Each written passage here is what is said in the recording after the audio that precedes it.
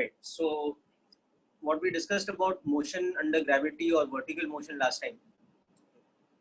So we saw about vertical projection from a point on the surface of the earth. And obviously we are talking about a vertical projection of a body or an object which is such that the velocity is not extremely high. So the object is not going to go to, let's say hundreds of kilometers above the earth's surface. Because if that happens, then we'll have to take into account the fact that acceleration due to gravity or the value of small g will start decreasing as you go to a huge height like 1,000 kilometers or even upwards of 500-600 kilometers. We'll have to start taking that into account. But here we are assuming that is going to a height of just a few meters, okay, few hundred meters at max or something like that. So you can take the value of acceleration due to gravity to be uniform. So having done that, this basically becomes motion along a straight line with a uniform value of acceleration.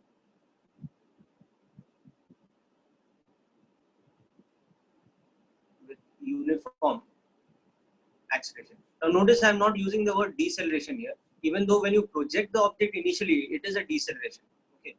But what happens is the motion is not just about the way as the particle is going up or as the body is going up. We are also considering the second part of the motion as it is coming down. So while going up, it is in fact having a uniform rate of deceleration, whereas while coming down, it is having a uniform rate of acceleration. So that's why we just take it as uniform acceleration. The sign, accordingly takes care of it, whether it is resulting in the speed increasing or the speed decreasing. That becomes clear from the equation. So let's understand this again. So as we saw last time, if you project the object from the ground level at some time t equal to 0, okay, and its projection velocity is u, then as it is going up, on the way up at some general time t, you can take its velocity as v and you can take its displacement as s. So the vertical velocity is now given by the equation u minus gt, because the acceleration is pointing in the downward direction and the velocity we are considering in the upward direction. So because they are opposite to each other and I am considering the upward direction as positive, my sign convention is that upward direction is positive. So downward direction automatically becomes negative. So hence we have used this sign convention. So this becomes our first equation. And from this you can see s is equal to ut minus half gt square becomes our second equation. And you can also see that v square is equal to u square minus 2gs. Okay, this thing becomes our third equation of motion over here.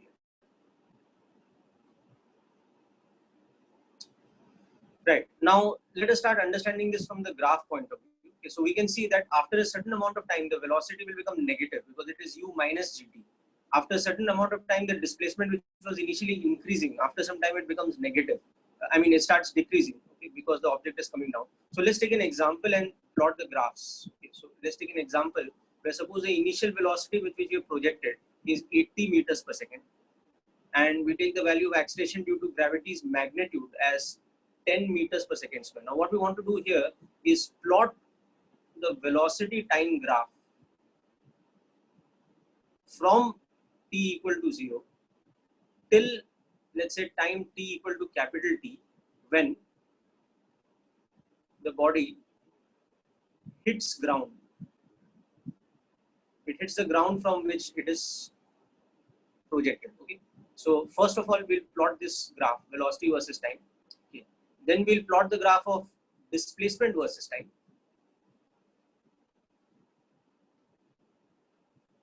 Okay. Again, from time 0 to capital T. And from this two graphs now, we will calculate two interesting things. Okay. We will find out the maximum height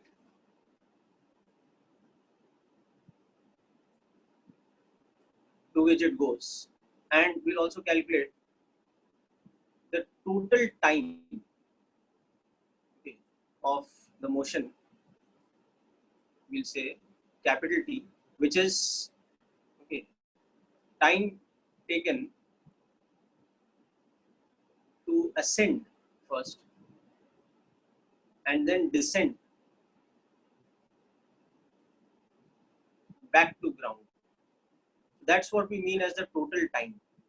the time taken by it to actually ascend and reach the topmost point, and then added to that the time taken by it to descend and return to the point from which it started from the ground, or to come back and hit the ground. So once we have plotted our two graphs, whether we make use of the graph or we make use of the equations, whatever be the case, we have to also find out these two other things. Okay.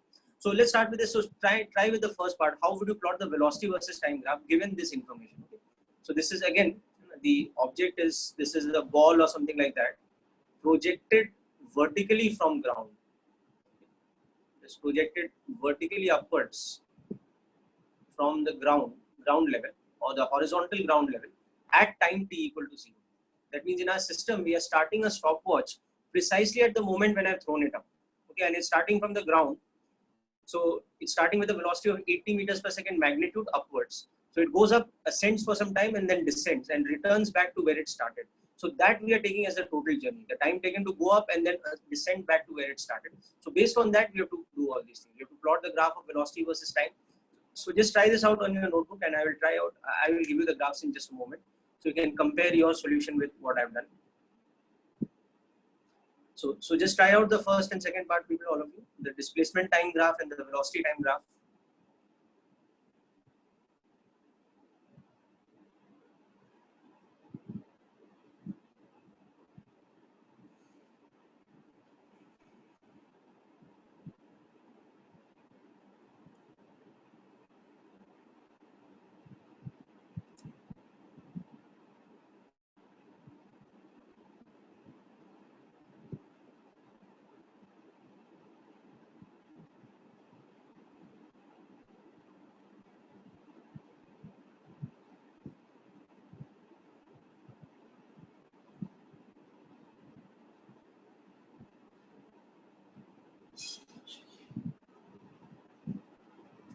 Yeah, so Yuvraj, to answer your question, I've explained what T is. Okay. Capital T is the time when the ball hits the ground. Okay, this only. Capital T is the time. It's the time at which the ball hits the ground. This is a capital. All right, so that is clear, beta.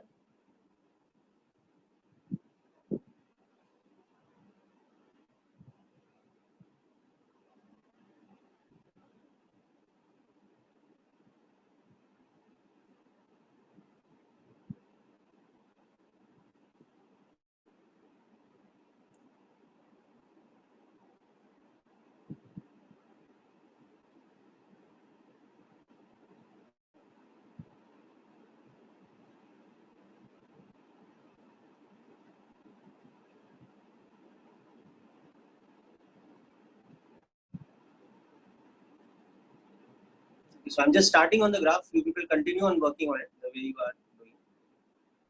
Just giving you a basic guideline on how to start.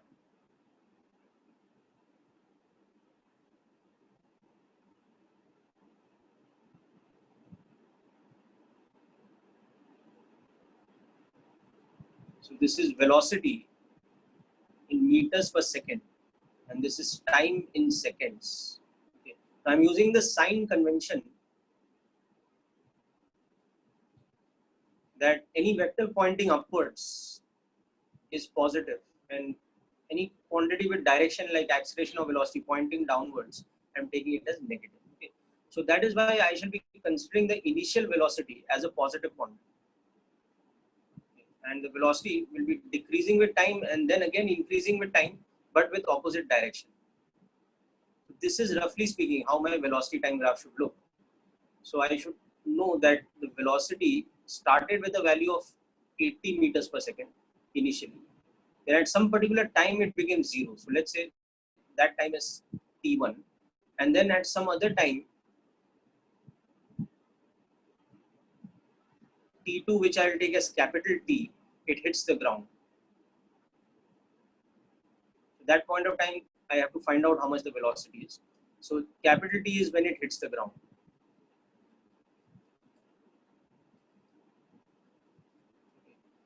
So how is this looking like? I know the formula that V is equal to U minus GT. So here V will be equal to 80 minus 10t. So this is the formula of this straight line actually that we are plotting.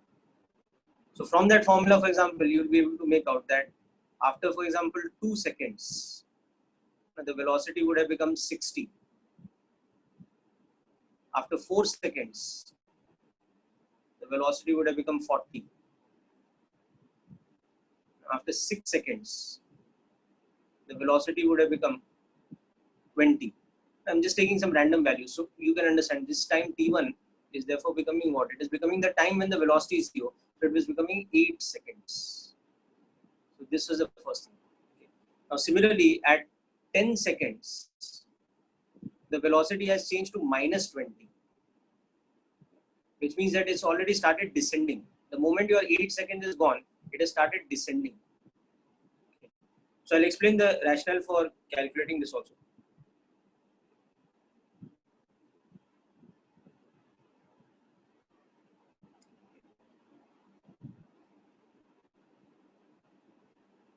That's how we can understand that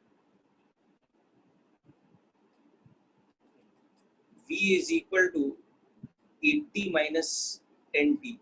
This implies that velocity becomes 0 at t equal to t1, which is equal to 80 divided by 10 or 8 seconds. So therefore, from 0 to t1 equal to 10 seconds, equal to 8 seconds by mistake. So for this time interval from 0 to 8 seconds, okay, the velocity is upwards, it is positive and decreasing in magnitude, okay, from 80 meters per second to 0. Okay. And therefore the motion is uniformly decelerated.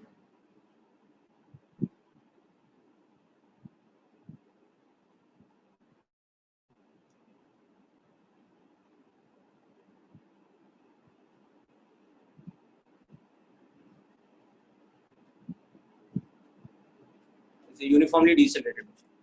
So that you can understand, this is the first part of the graph over here. What is happening from 0 to this time t1, which is 8 seconds. This is what is happening.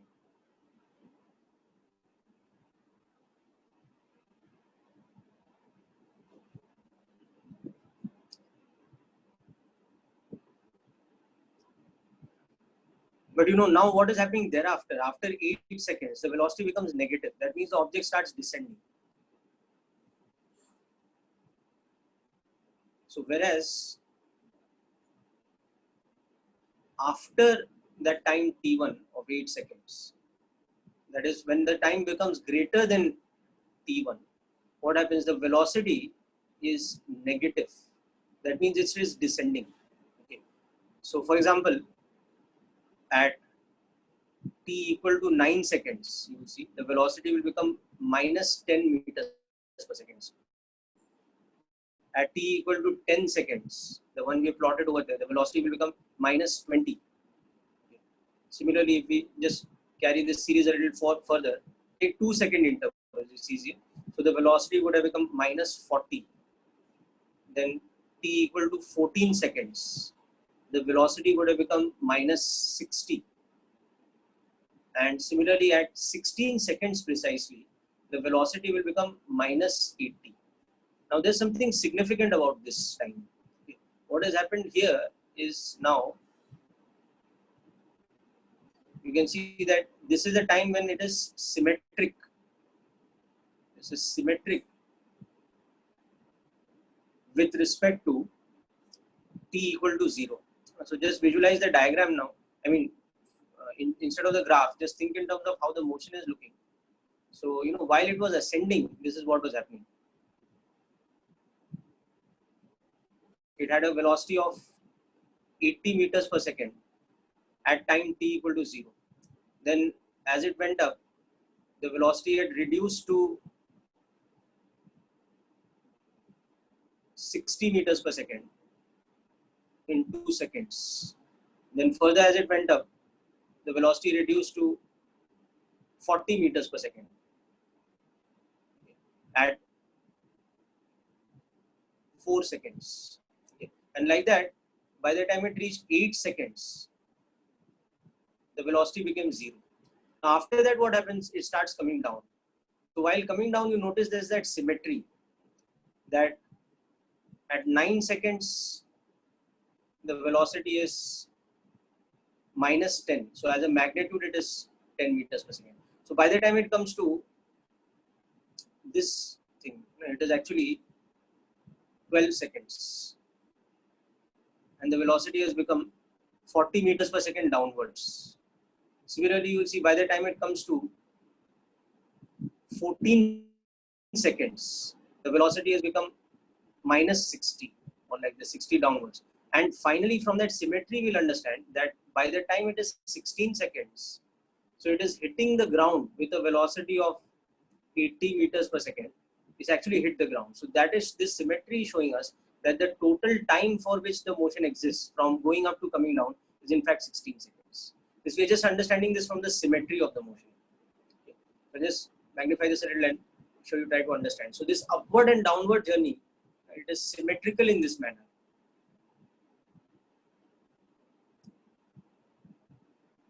So that same symmetry you can try to identify from the graph also above.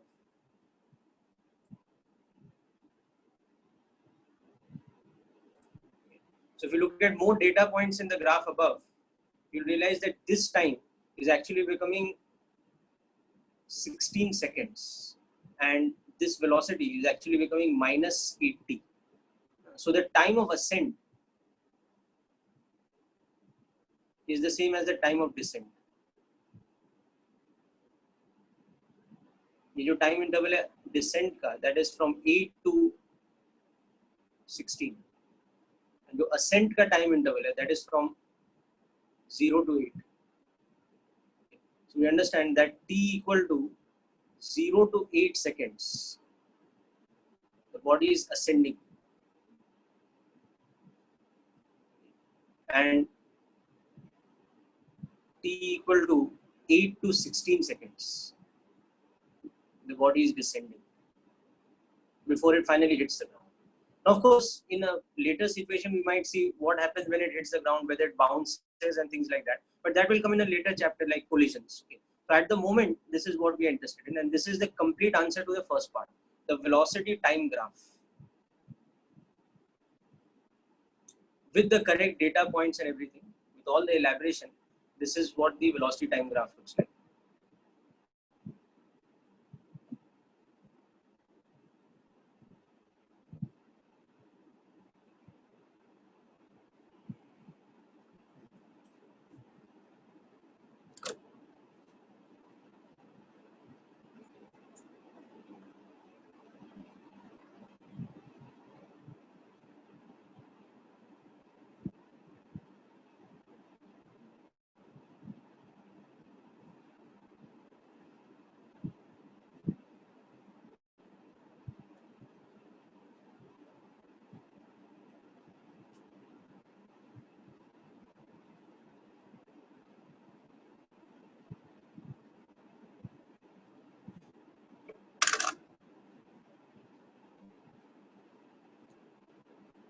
Okay, so hope this is clear now, the velocity time graph. Okay, now I'm going to minimize and take you to the rest of the question.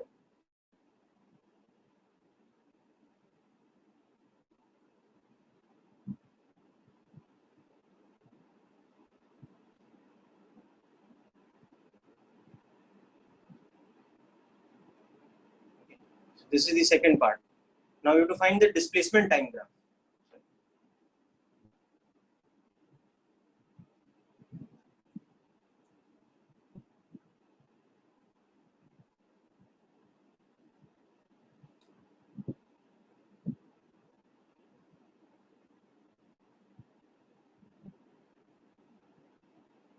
Bhaumik, you don't need to take a screenshot. I will be sending you a PDF of the entire thing. Okay?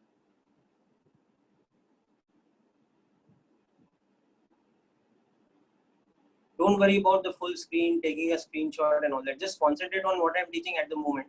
You will get the full notes in PDF after the session. So don't worry. Because if you start, worrying about these things too much, taking a screenshot and all that, you will miss out the important points.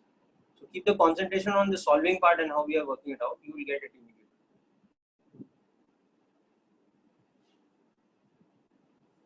Yes. I will show you the full solution in there, don't worry, but all I'm saying is concentrate on the physics right now so that you get the maximum benefit from the class. For your benefit only, I'm giving the notes later so that you can concentrate fully on the class.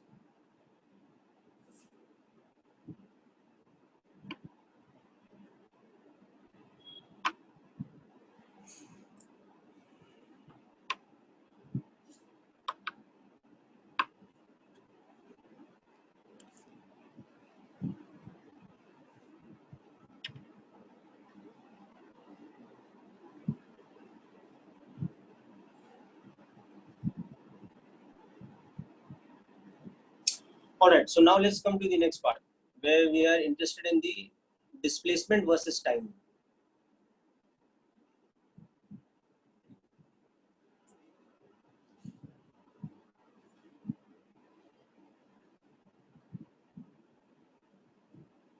So we are using the same sign convention, remember that upward is positive and downward is negative.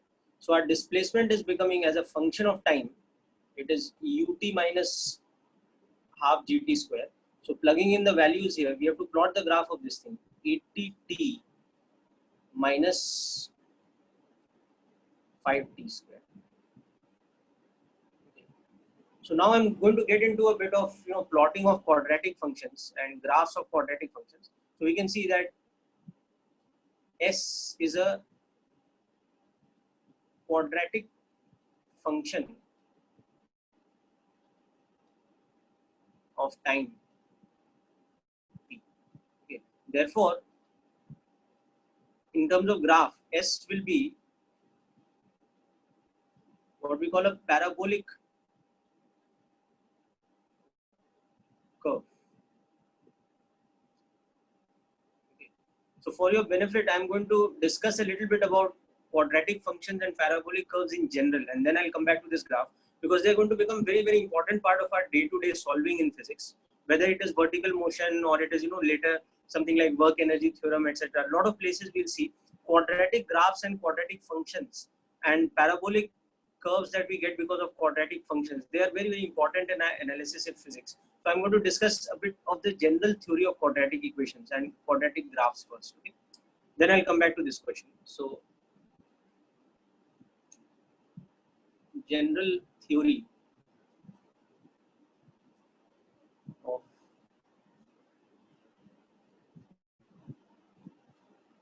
quadratic functions and graphs.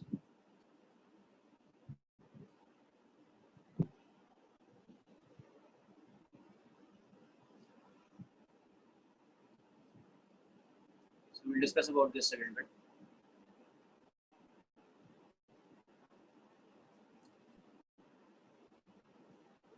So the first thing we'll discuss is if we have in general an equation like this, where A, B and C, as you know, are constants. The first aspect of this we'll discuss is roots. Okay. Let's say alpha and beta. So first of all, what do we mean by roots? What are roots basically? Roots are values of x for which y becomes 0. Okay, here, in general, when we look at this equation, we can see that this is what we call as a function. Here, y is a quadratic function of x. So it simply means that there's a relationship between y and x, and the term quadratic is used by because the maximum power of x in that function is how much? 2. If the maximum power of x was 1, then it would be called a linear function, like y is equal to mx plus c. If the maximum power of x was 3, it would be called a cubic function. But here the maximum power of x is square. There's a square term and there's a cubic term. So that is why it will be in general called what? It will be called a quadratic function. Okay, so that's the first thing. Now the next thing is the roots of the function. So what do we mean by the roots? The roots are nothing but values of x for which y becomes 0. So to solve the roots, we need to basically solve this equation. We need to solve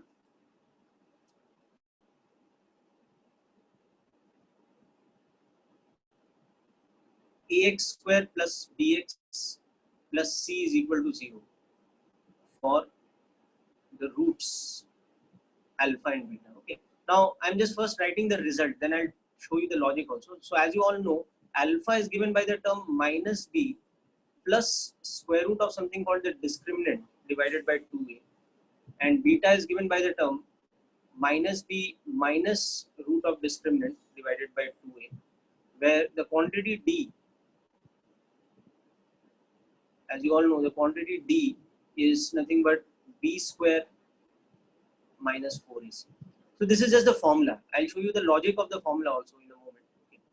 So for example, if I have the function y is equal to x square minus 2x, okay, suppose just this much, okay, and I ask find the roots.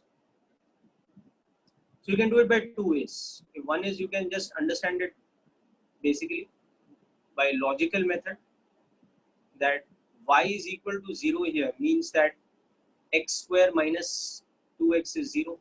So factorize it, x into x minus 2 is 0. So you can see that that means that either x is equal to 2 or x is equal to 0. So you can say that alpha is equal to 2 and beta is equal to 0.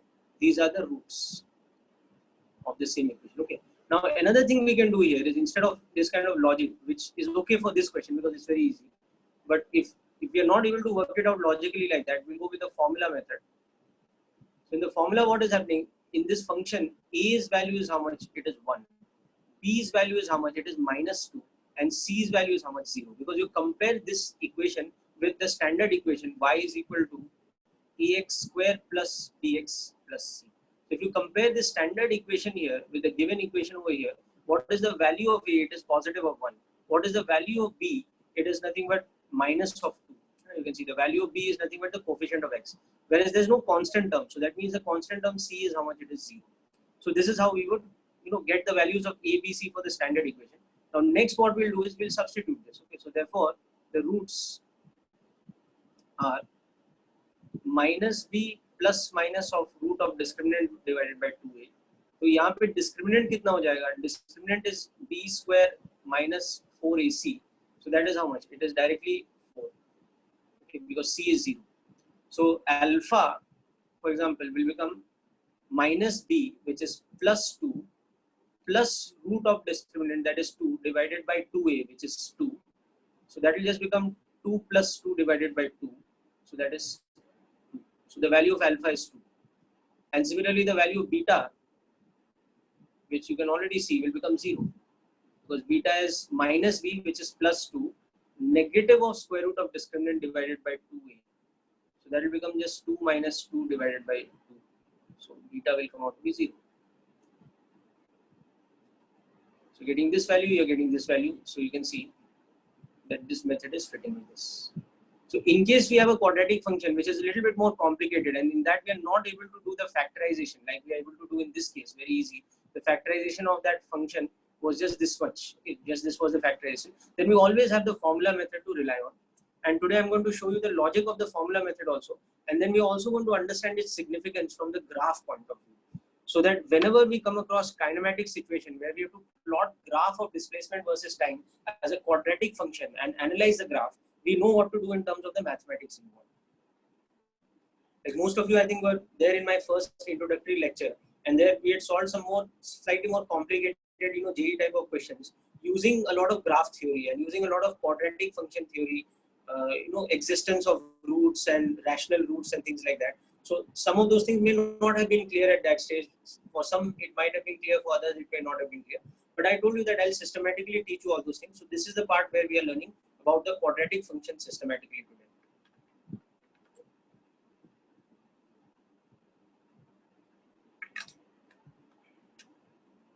So especially if you're not very much familiar with quadratic functions, you'll see that this lecture will help you a lot, not only in your coming physics lectures, but also in your mathematics a little bit.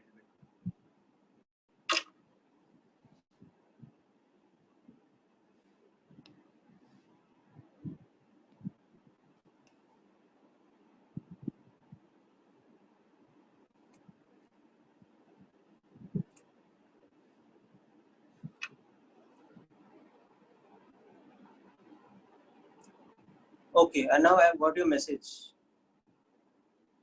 Actually, I think if it is Dhruv you're talking about, I have permitted Dhruv to enter, but for some reason he's stuck in the waiting room. So if he's in touch with you, if you can just ask Dhruv, yeah, I'll show. So just a moment.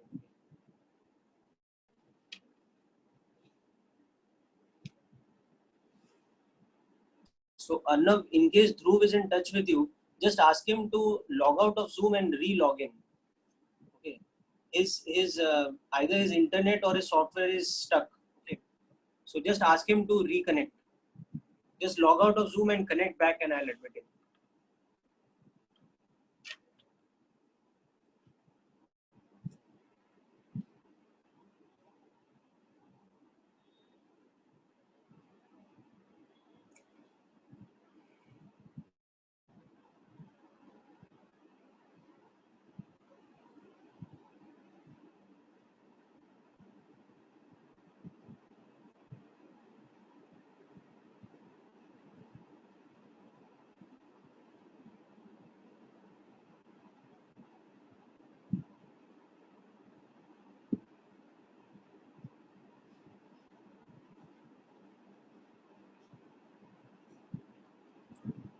Hello. Yeah, is that you, Dhruv? Hello. Yeah, actually, Dhruv, I have let you in. I think your software is stuck. So do one thing: log out of Zoom once. Okay, cancel your entry and re-log in. Hello. Just try to re-log in and you will come back in. Okay. Okay. If there's a problem, then call me again.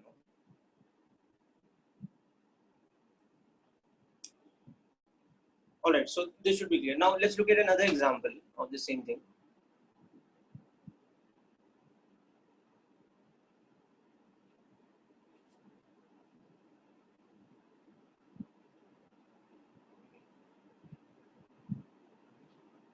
Now suppose we have this time something a little bit more tricky to solve. Like we have y is equal to, let's say, 2x square minus 6x plus 1, and we want to find the roots. So here it is more beneficial to directly go with the formula. Alpha beta is equal to minus b plus minus root of discriminant divided by 2a. So you can see here that discriminant is square root of 36 minus 8. So that is square root of 28.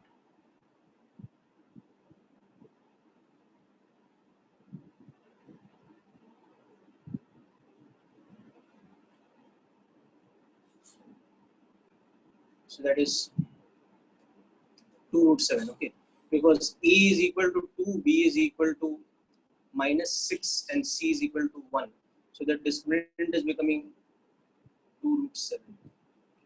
So you can see now your alpha and beta are easy to calculate. Okay, so I'm not getting into the full calculation, but all I'm showing you is that in a problem like this, it might be very difficult to factorize because there is this root 7 term, but this will just make life very easy. Okay, now let us see how the formula for the roots comes in. Okay, so alpha beta formula derivation. Let's understand this. Okay. So the derivation is like this, that ax square plus bx plus c. Okay. Now y equal to 0, the solution of the roots implies that this is 0. Okay. So next what we do is, first of all, we take a common. So x square plus b by ax plus c by a is equal to 0. The next thing that we do here is we try to convert this into a whole square so that it will be easy to factorize. So we take the term x square plus b by a x. Okay, and to this term we add a term b square by 4a, and then we subtract that same term b square by 4a plus c by a. So this step over here is just a manipulation. Okay, what we've done in this step is we we've added a quantity and then subtracted the same quantity. So we have done nothing to the expression, but by doing that, what has happened? This whole term has become a whole square.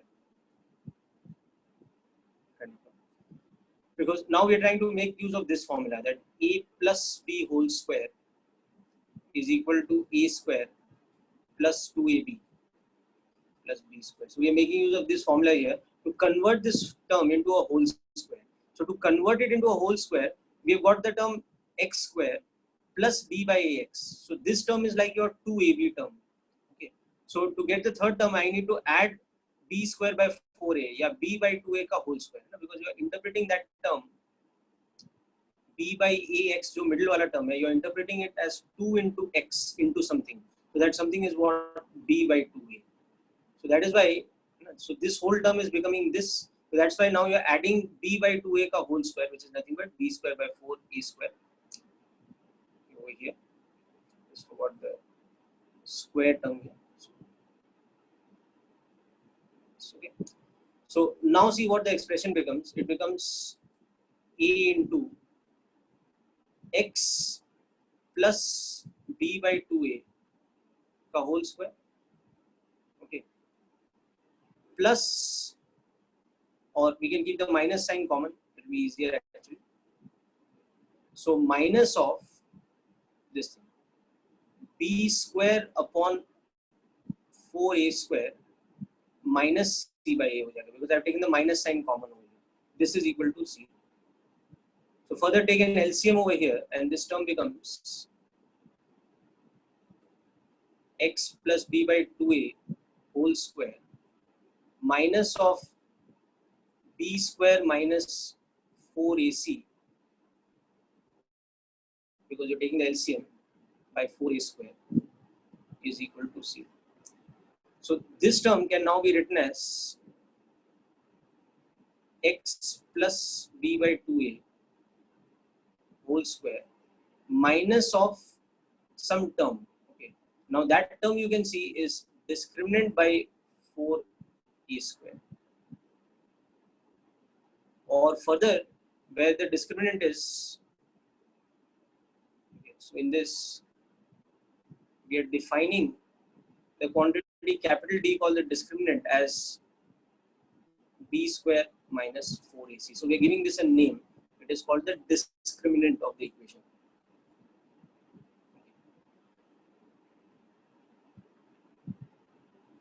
So we've reached up to here. Now next, see, this whole thing is 0. So obviously a is not 0, because otherwise it would not be a quadratic equation. So this bracket has to be 0. Okay. So if this bracket is 0, that means x plus b by 2a whole square minus d by 4a square must be 0. Or in other words, x plus b by 2a whole square must be equal to d by 4a square. So that means now I have something like this, that a square is equal to b. So that means a's value could be plus or minus of b. So this kind of a term. So x plus b by 2a could be either positive or negative of this term, square root of discriminant by 4a square. Or that is the same thing as plus minus of square root of discriminant by 2a. So that is the value of x plus b by 2a. So that means what are the possible values of x?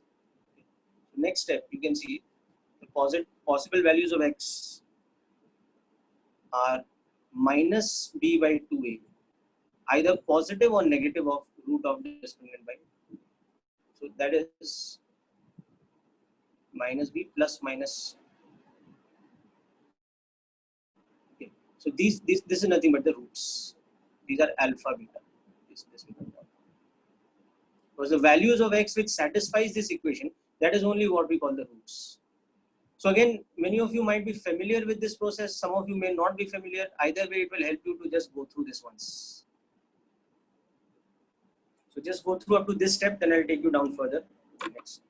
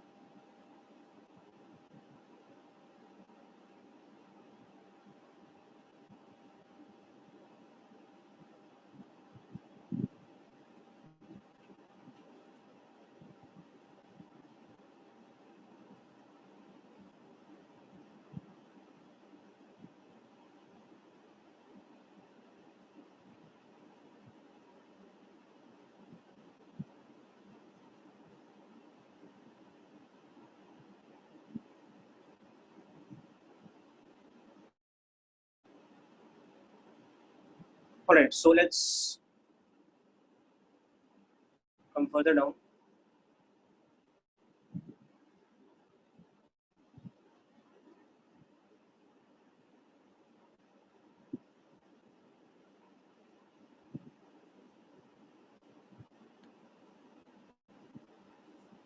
Bombing, I will come back to the question. Don't worry about that. I will come back to the question. Okay, the rest of the class has to follow a certain pattern, so I have to.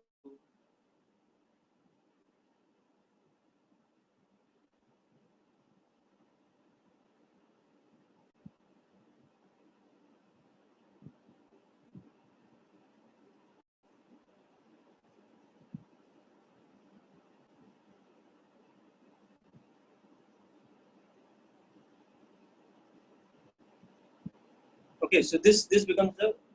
Now notice one thing here, that you can always have an equation where the discriminant becomes a negative quantity. So of course, the roots alpha and beta are real numbers. Okay. Only if the discriminant is a positive quantity. Sorry, is a non-negative, positive or 0. So basically, discriminant is greater than equal to 0.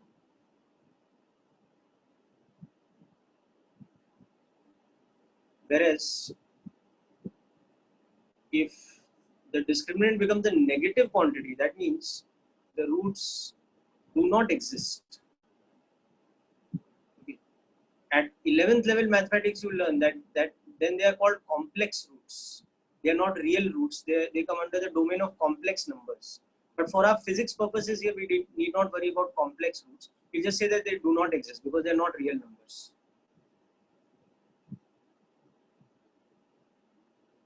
Okay.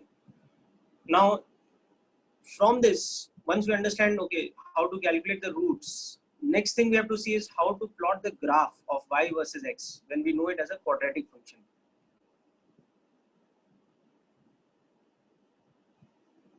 Okay. So next thing we'll see. So this is what is important in solving the question we are coming up to. The second thing we'll see is the graph of a quadratic function. And the particular name given to it in geometry, it is called a parabolic curve. Parabolic curve, or simply a parabola.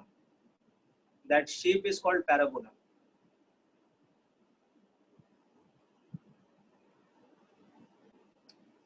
So let's understand how that looks. Okay.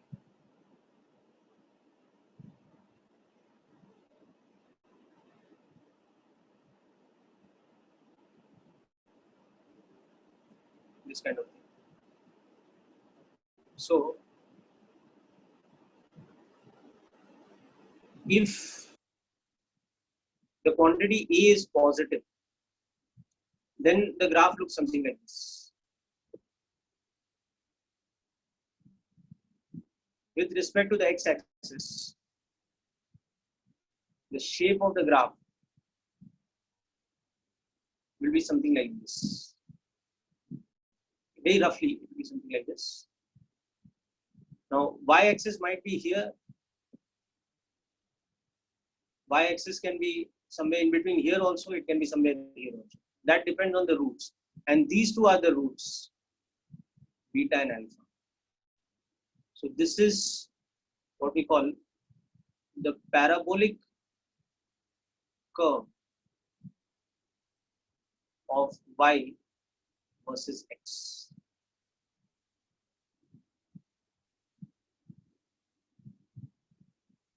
When A is positive. Similarly, I'll show you what happens when A is negative.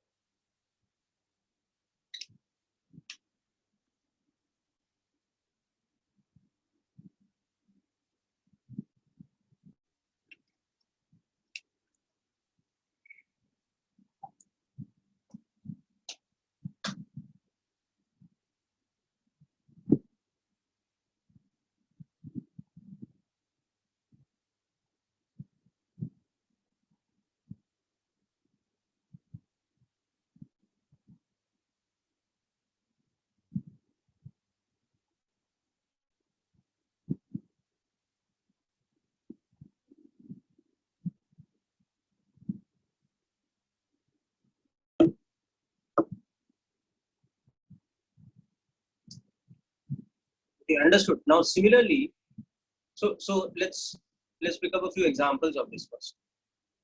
So for example, we just now had that graph or that function we had seen x square minus 2x. तो इसमें देखो a का value क्या है +1, it's positive, and the roots alpha was 2 and beta was 0. So now we'll understand how this graph looks like very easily. We'll understand that if we draw standard xy coordinate frame,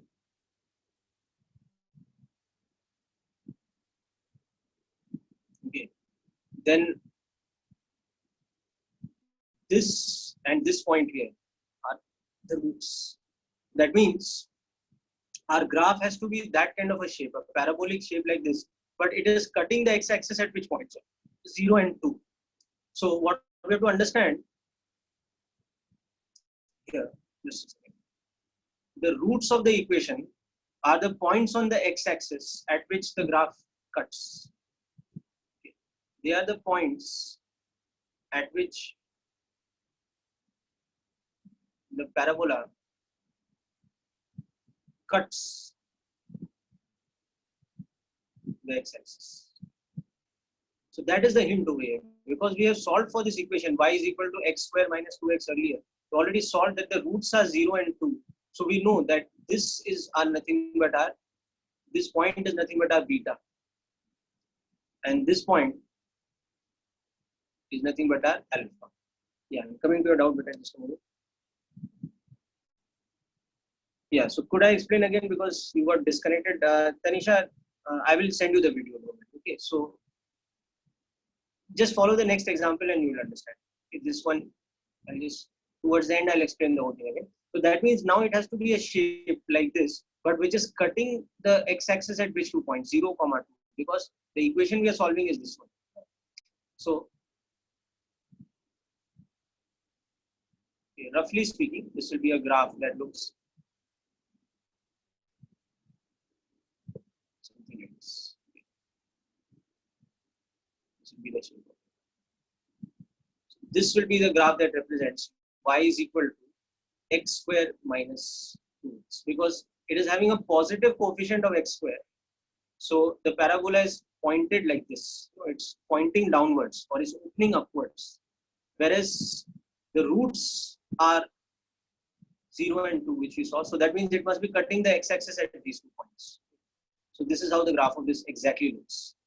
And now not only that, from the graph we'll learn how to solve another thing. We'll learn how to solve the coordinates of this point here, the symmetry point, where the curve is actually changing shape like this. The corner point, so to speak, you can say that point is given a special name. It is called vertex. It is called the vertex of the parabola.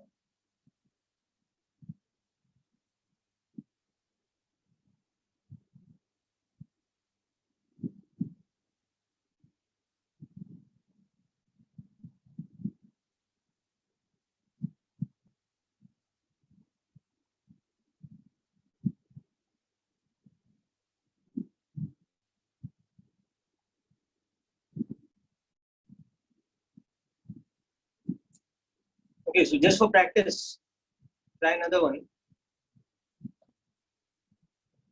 Yes, I'll come to vertex. Okay. Now plot a sort of rough graph for y is equal to x square minus 5x plus 6.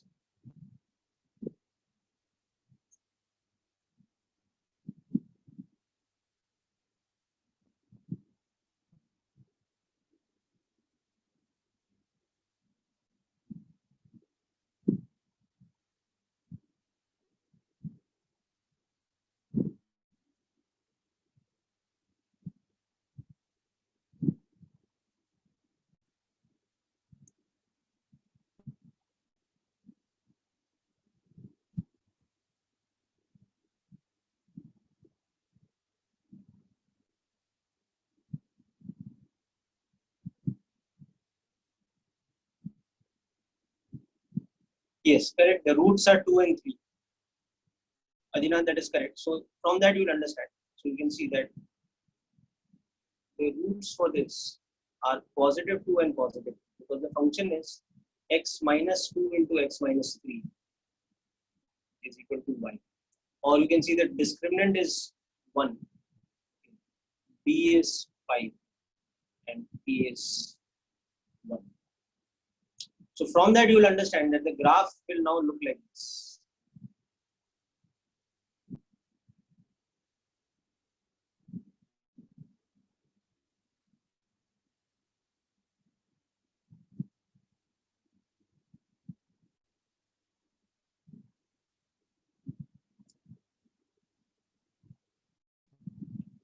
Something like this, let's say, where this point will be 5 and this point will be 6. It's not drawn to scale, but doesn't matter. If it were drawn to scale, then this should have been longer. So that also I can do. So I can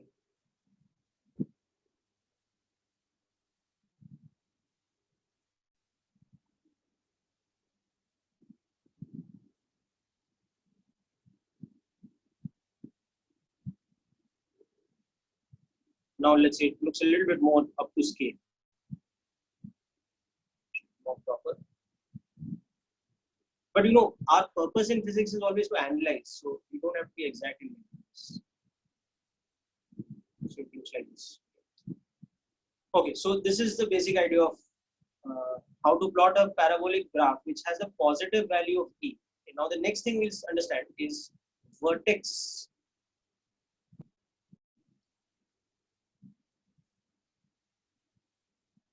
of the parabola.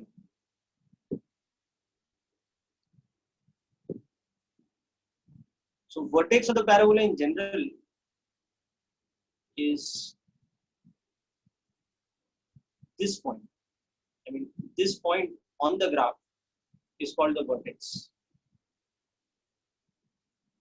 So if this is the root beta and this is the root alpha, then this particular point is, let's say, x naught, and this has coordinates x naught comma y naught. This is point. So the vertex is what we call the symmetry point.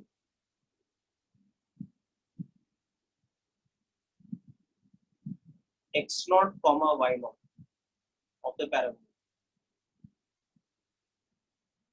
Okay. So why it's called the symmetry point is if you draw a vertical line through the vertex, you see the two sides are mirror images of each other. Okay.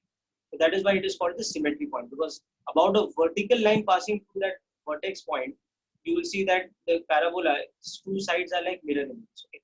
Now, most importantly, what is the value of x naught? It is always the midpoint of the roots. Okay. It is the midpoint of the roots, and that is why it becomes b by 2.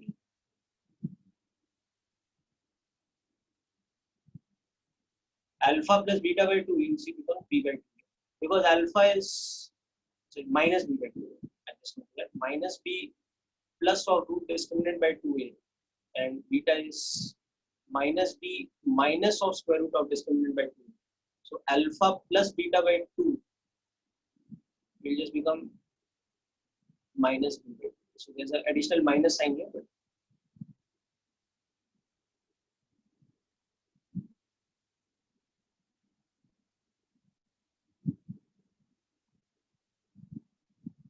and now we'll find the y coordinate also by using the equation again.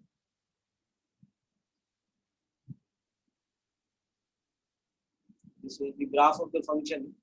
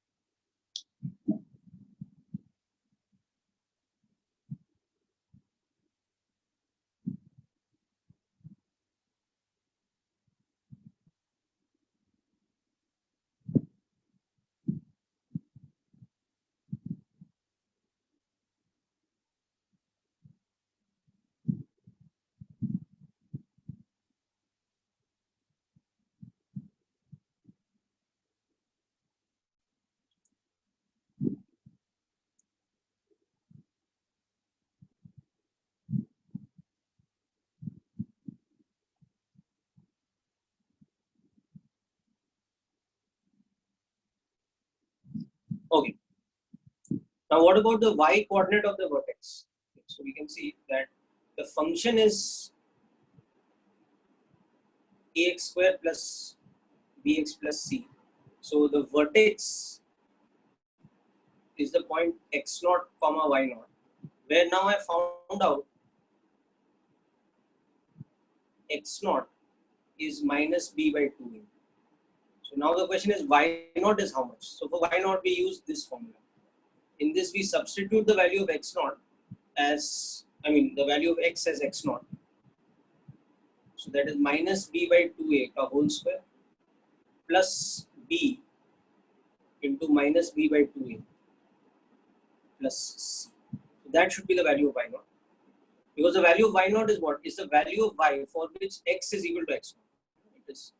So this becomes how much? B square upon 4a, okay, minus b square upon 2a plus c. So that is minus of b square by 4a plus c. So it is minus of b square plus 4ac divided by 4a.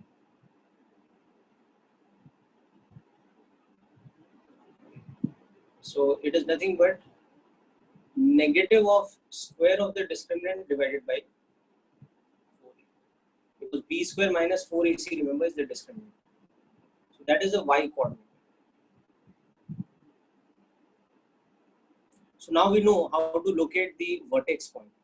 Okay, the vertex point is a point at which the x coordinate is minus b by 2a and the y coordinate is so much, minus of b square by 4a.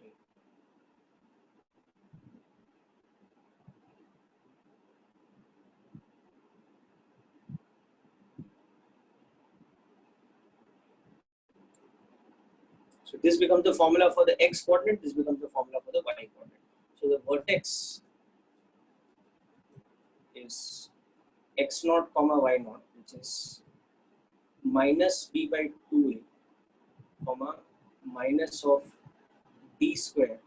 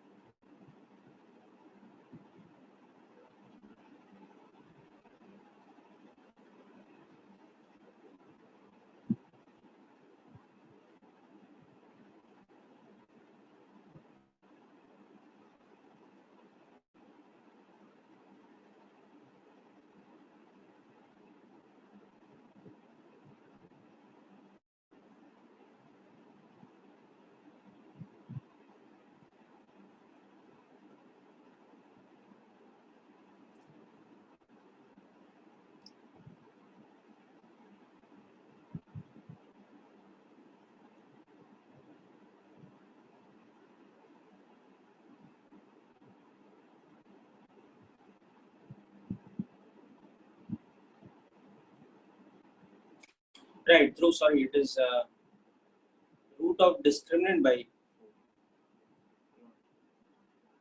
just make a correction, people. It is root of discriminant by 4, because the discriminant is actually b square minus 4ac. Square root of the discriminant is used in the roots. Okay, so this one here, just make a correction.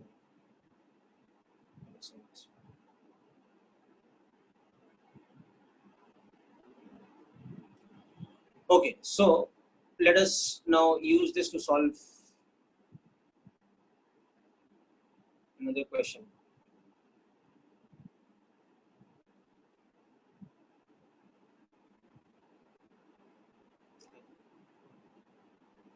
For y is equal to x square plus 4x. First of all, find the roots alpha and beta. Then second, the coordinates of the vertex that is x naught, y naught, how much they are.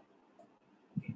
And finally, plot y versus x graph, and from that find the minimum possible value of y. What is the minimum possible value of y for all real values of x? So let me rewrite this a little bit.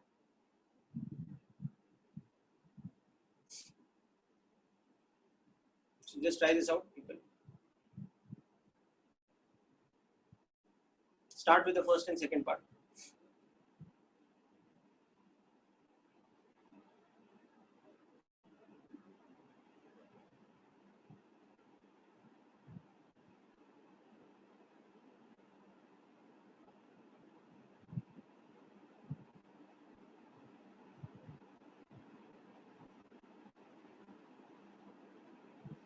For all real values of x, what is the minimum possible value of y? That is the other thing we have to find out.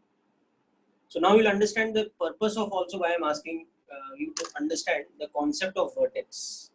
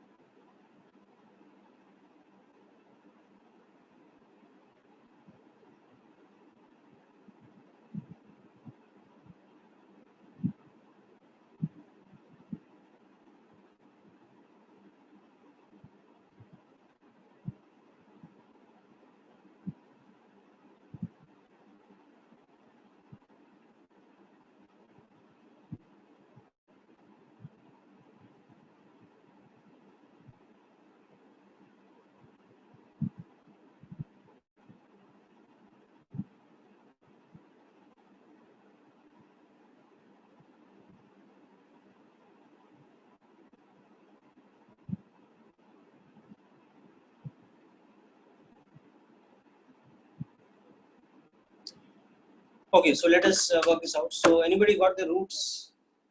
Send me yes. I've got some answers. Let me check. Correct. The roots are correct, beta Aparna, and vertex is also correct. Very good. And graph to ठीक है. You can. Okay. Tejas, your answer for roots are also correct. So as you can see, you have y is equal to x square plus 4x.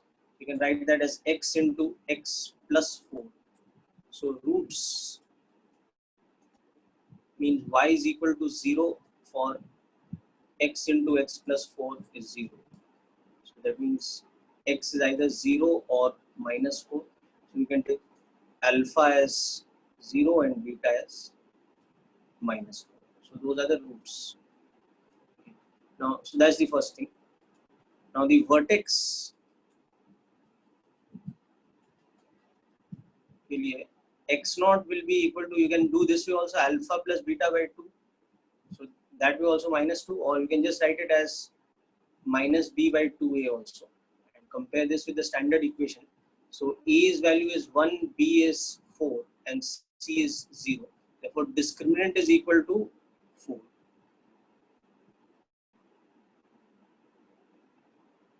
I mean 16. Root of discriminant is 4.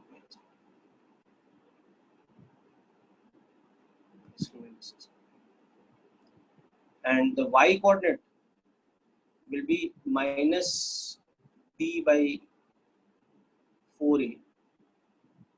So it should be minus of 16 by 4 or minus 4. So the vertex x naught y naught should be the point which is minus 2 comma minus 4. This is the value you should be getting for the vertex. Okay, so once this is done, you'll see you are in a position to draw a very sort of accurate kind of graph.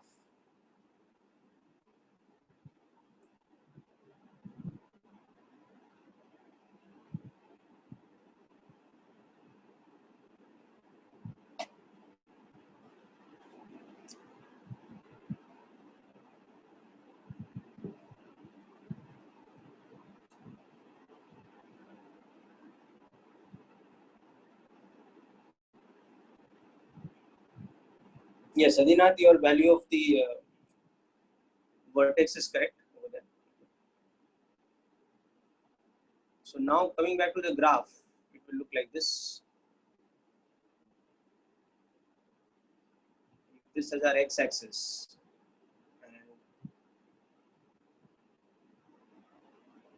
I'm just generally plotting something like this. And over here, my y-axis should be here.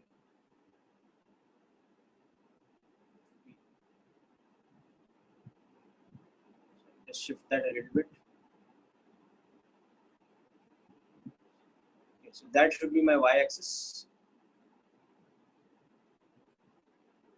The origin is one root, and the other root is minus 4. And this midpoint here is minus 2. So now if you locate the vertex, it will be this. So this point, which will have coordinates minus 2 comma minus 4. Okay. This is the vertex. Okay. So now in the graph of the parabola, you can see that whether x is going to a very large value on the positive side, or x is going to a very large value on the negative side, y will go very large positive. Okay. So you can also see that x tending to positive infinity, y will tend to positive infinity. And x tending to negative infinity also, y will tend to positive infinity. So the upper limit of y is infinity. However, you can see that this graph never comes below this line. So y is always greater than equal to minus 4 for all x. So that means the minimum value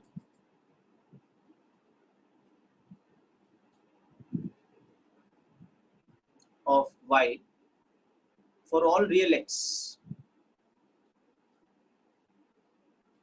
is equal to minus 4. Something that you will also learn in a chapter called calculus at a later stage. You will learn it there by something called the maximum minimum method. If you're familiar with bit of basic calculus, you will know how to do that also. But for quadratic equations, we don't need that actually, because we know the formula of the vertex. The coordinate of the vertex is given by minus b by 4a. So using that only we can find out this thing. Okay. So I'm just taking you through the whole thing once actually. First, look at this thing, the roots and the vertex. Then I'll come to the graph.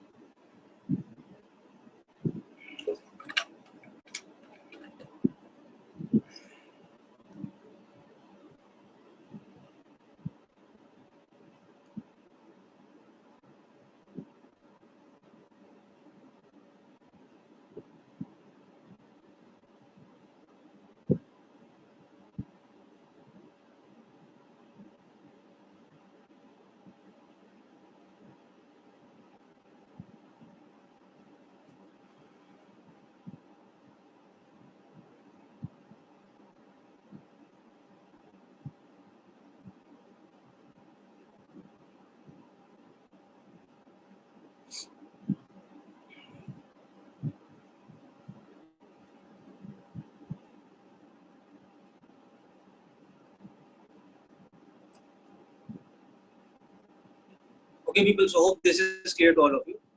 And also this final statement that the value of y cannot become less than minus 4. So here we will say that y is greater than equal to minus 4 for all values of x, but less than infinity.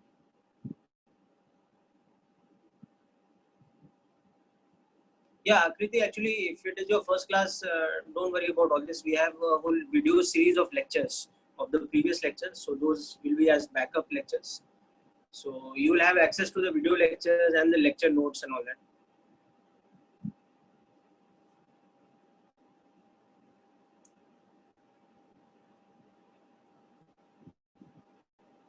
All right. So, acha, about how to send the solution, that is through text message only. So the answers, like the roots and all that, you just like you sent me a text message, Akriti, right now. Like that only you send a text message with the answers. Graphs and all you cannot show me on this medium, but you can just work it out yourself and then compare with what I've got. Okay. Now the next thing is, if we have y is equal to ax square plus bx plus c, where e is negative. Okay. So for example, we have something like this. We have y is equal to, let's say, x minus x square minus 1. So here you can see that the value of a is minus 1, the value of b is plus 1, and the value of c is again minus 1. Okay. Or let's in fact make this plus 1. So, okay. So you can see that discriminant is becoming 5.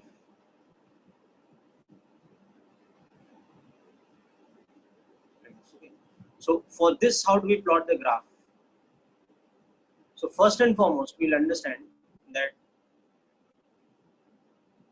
if a is negative, okay, then the parabola opens downwards. Instead of opening upwards, it opens downwards. So it's like this. Instead of being like this, it is now like this. It opens downwards. Okay. And secondly, again, as it opens downwards, wherever it cuts the x-axis, those become the roots. So again, this will be the root beta, this will be the root alpha, and this will be our vertex point. So the vertex will again have coordinates x0, y0, where you know that alpha is minus b plus of root d by 2a, beta is minus b minus of root d by 2a, so no difference over here, and x0 will be nothing but minus b by 2a, and y0 will be nothing but minus of discriminant by 4. So this is the vertex. Okay. Or you can also write this as alpha plus beta. Right? So that's the only difference. Rest of the things are very similar to the other graph, but now the whole parabola is pointing downwards if he is negative. So I'll minimize this part for you, and then we'll go ahead and plot the graph of this one. Okay, so use this information here. So plot the graph and label the roots and vertex for this question.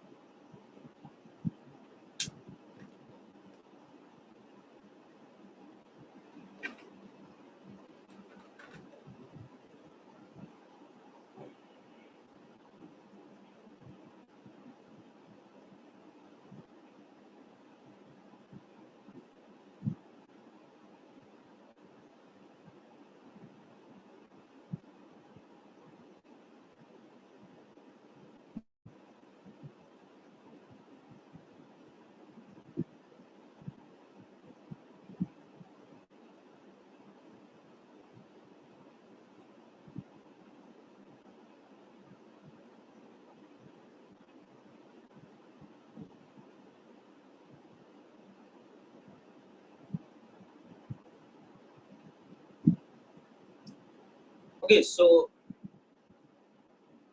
just use this formula set, which is the same as the one you just written down earlier, to plot that graph.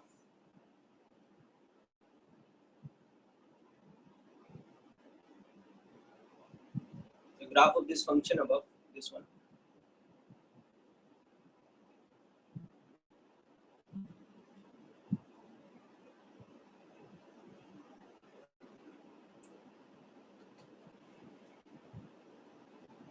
Okay, so let's work this out.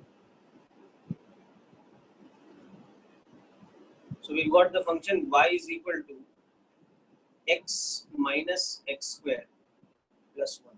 So as you can see, the value of a is minus 1 and the roots are alpha is equal to minus 1 minus of root 5 by 2, or let's say plus of root 5 by 2. But so this will become minus 2.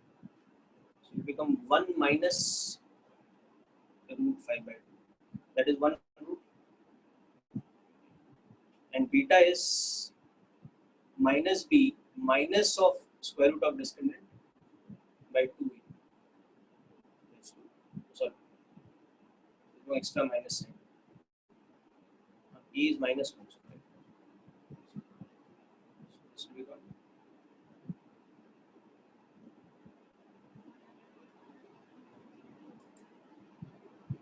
1 plus root 5 by 2. So if you work it out, you will in fact realize that alpha is a negative quantity because root 5 is definitely greater than 1. Root 5 is 2 point something. So here the graph of this function will look something like this.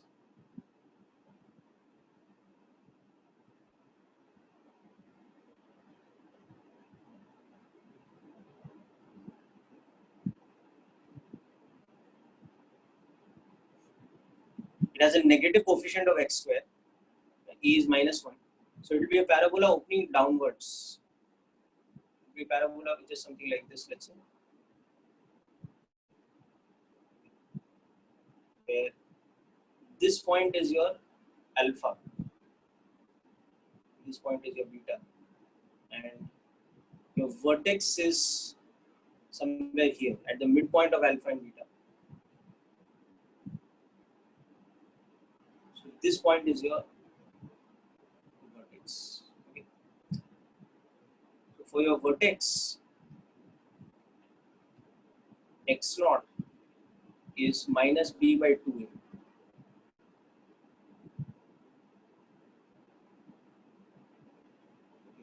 So that's becoming how much? Half, or 0.5. Okay, so you can see that this point is 0.5. And your y naught is minus of discriminant by 4a. So that will become root 5 by 4.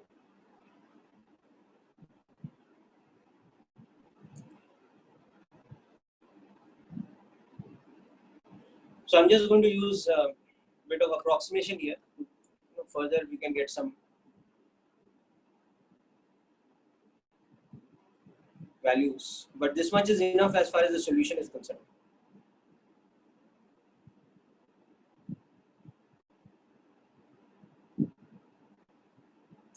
So if we use an approximate value of root 5, like approximately 2.23, so you can see that alpha will be approximately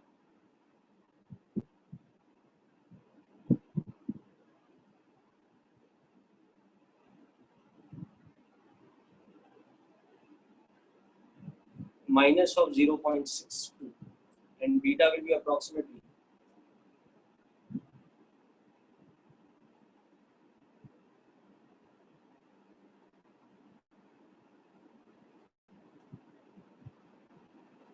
1.62.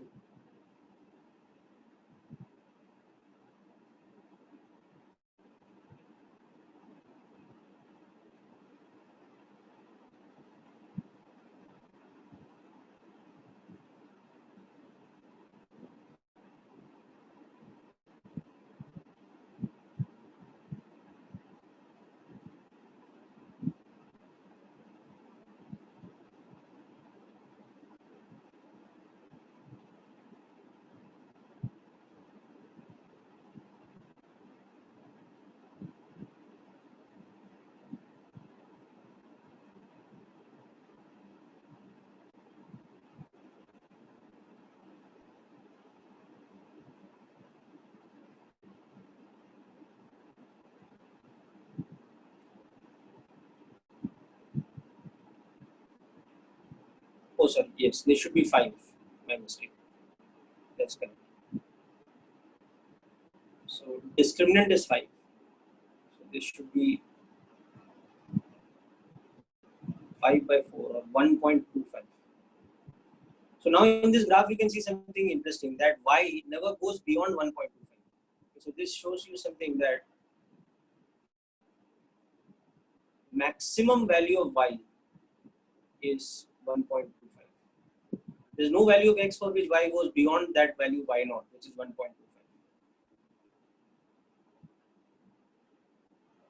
Alpha and beta Bomi came from the discriminant formula beta. So I told you to concentrate on what we are doing. Huh? See, A is -1, B is 1, and C is 1. So your discriminant is 5. So alpha is minus of B plus root of discriminant by 2A. From that it came. Okay? So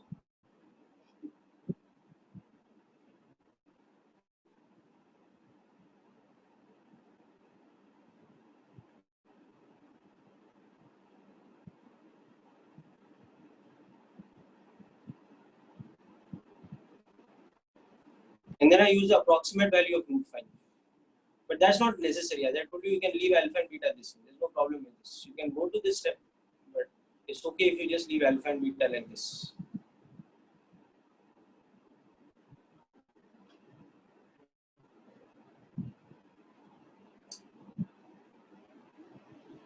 Okay, so let's see from this how we come back to our original problem, which was the kinematics problem, where we are now going to plot the displacement versus time, which is going to be a quadratic graph.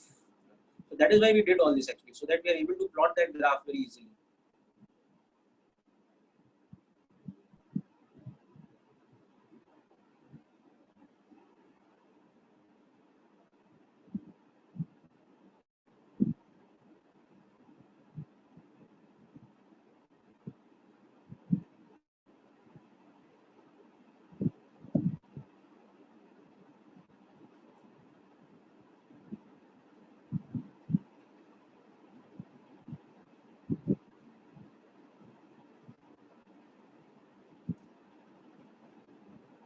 Okay, people. So I hope everything is clear in this question. And just zoom out a little bit so that you can see more of it.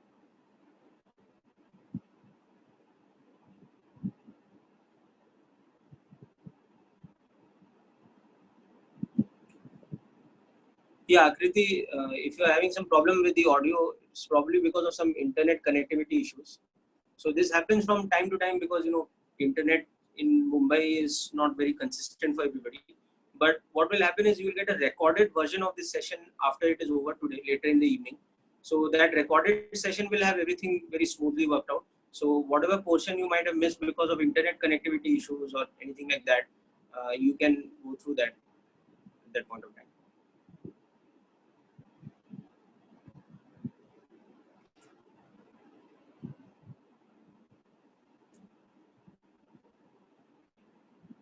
All right, so now let us come back to our original question. So our original question was like this, that we had projected something from the ground with the initial velocity upwards of 80 meters per second, vertically up.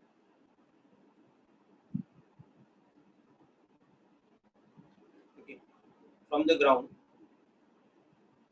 at time t equal to 0. And we had to take the acceleration due to gravity's value as 10 meters per second square. And we wanted to plot the graph of S versus T, displacement versus time. From that, we wanted to find maximum height, okay, and we wanted to find total time, capital T, where what we mean by total time is time taken to ascend and then again descend back to starting point on the ground. Okay. So this is what we wanted to do now. So now treat this like a graph problem of which kind of function, that S versus time, which will be which type of function? It will be a quadratic function. So use your knowledge in kinematics to now understand that over here, what will happen is S as a function of time will become this. S will be equal to ut minus half gt square. So S will be equal to 80t minus 5t square. So this is now that type of graph. Y is equal to ax square plus bx plus c, where x is actually the time and y is actually the displacement s. So think of it like that and use the knowledge that we've just developed to plot the graph of any quadratic function, whether the coefficient of the square term is positive or negative, whatever be the case. Yeah, Akriti, just to answer your question, you will find all the solutions, all the PDF notes, everything will be mailed to you in the end, don't worry. But it will be on the WhatsApp group after today's lecture.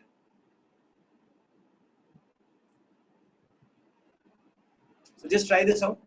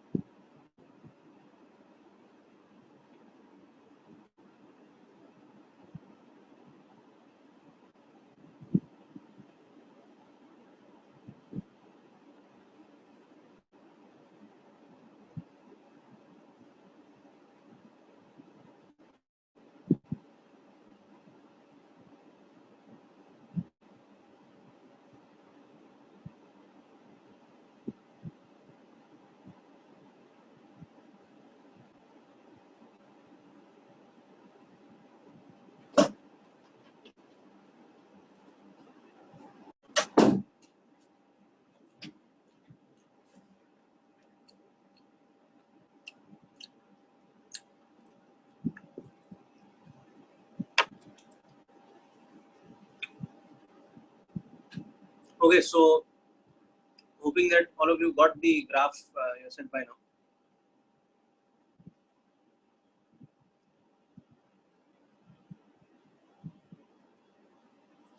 It's not Y.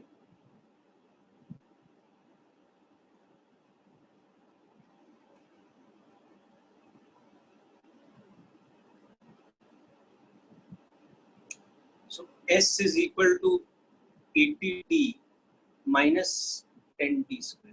So you can see this is a quadratic function where the coefficient of t square a is minus 5. Sorry, this is not 10, this should be 5. Minus half gt square. So there should be 5t square. So we are using that formula. We use this formula that S is equal to ut minus half GT square. So from this we are getting this. Okay. So A is -5 and B is 80 and this thing C is 0. So what is the discriminant? It is equal to 80 and therefore what are the roots? The roots are 0 and 16 time, because in this what is happening, this is the displacement such that S is in meters and T is in seconds. So as a quadratic function, the roots are this. That's why the unit of the roots is seconds.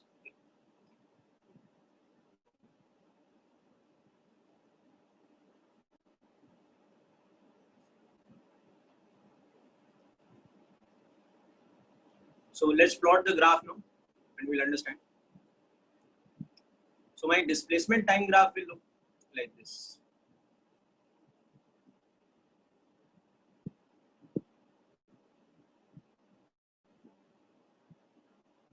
So displacement time in seconds, displacement in meters.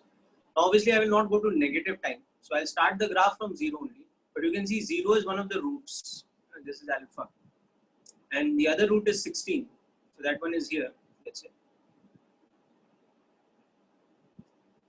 16 seconds. So the graph in between the roots is doing what? It's a parabola opening downwards, because the coefficient of t square is negative. It should be like this. And in general, yeah, you can say the graph should extend like this. But here, we're only concerned with this much time. So we won't draw this part of the graph.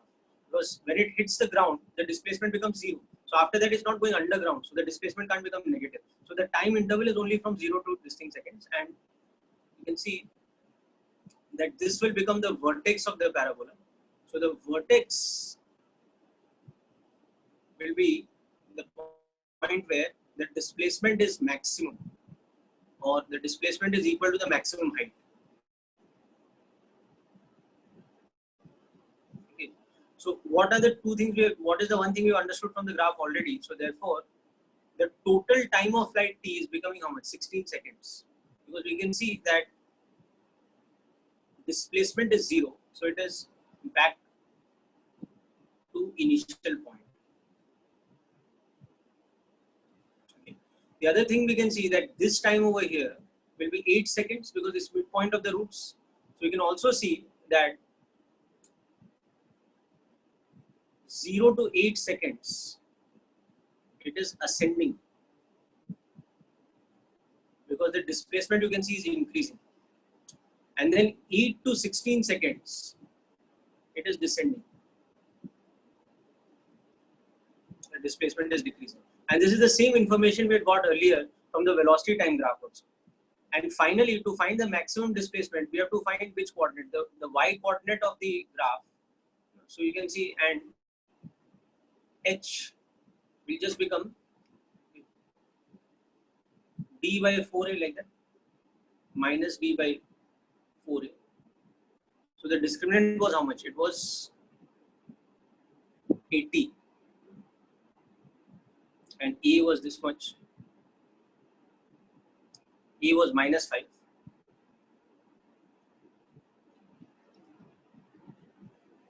So from that you can find the maximum. So I'm coming to maximum height. Just note down up to here first.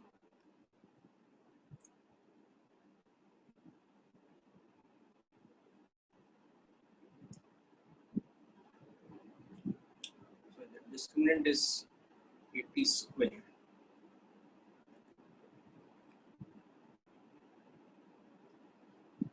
So just note down up to the time of ascent and the time of descent. Then we'll just use the formula for the y coordinate of the vertex. Yes, Yuvraj, that formula only we've used, na? जो ut minus half gt square जो मिला है ना अपने को, that 80t minus 5t square, that formula is that only, na? And yeah, we can plug in the value of time as 8 seconds in that formula and we can find the displacement. That also you can do. But here specifically what I'm trying to do is find it out from the graph. That's why I'm going with the method of the vertex. There's another way we can do it by formula. Like you're saying, Yuvraj, that we can do it by S equal to ut plus half at square. There's another formula also we can use to find the maximum height. So apparently there are three different things we can do to find the maximum height. One of them is the graph method, which I'm showing you here.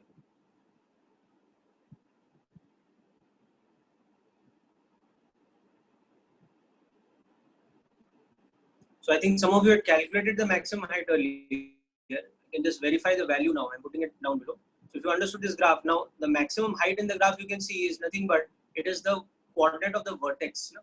It is the value of S, the displacement S at the vertex. So that is minus d by 2. So that is minus 80 square by E was how much? Minus 5. So this will become 2 into minus 5. So it will become 80 square by 10 or 640 meters.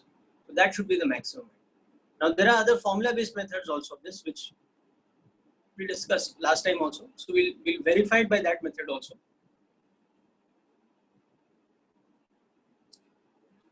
Yes, to find the maximum height, there are multiple methods, Akriti, as I am telling.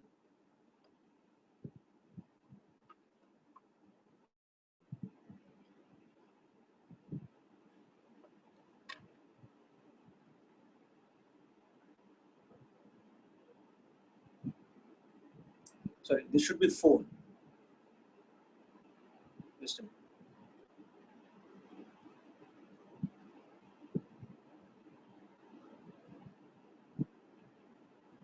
It should be 4 here. So this here should become 4 into minus 5.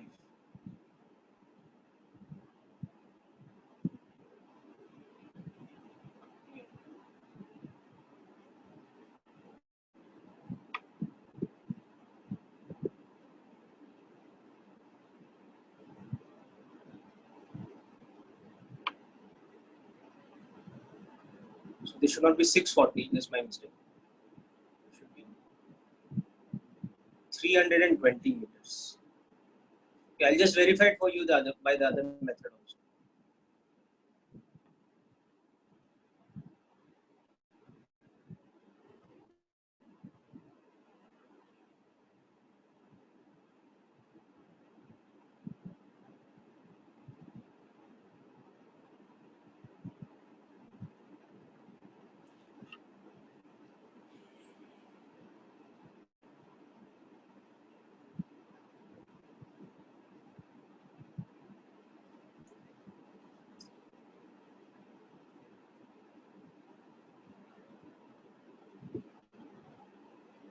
Alright, so the graph is clear and the concept of vertex of the parabola and the graph, the vertex is this point.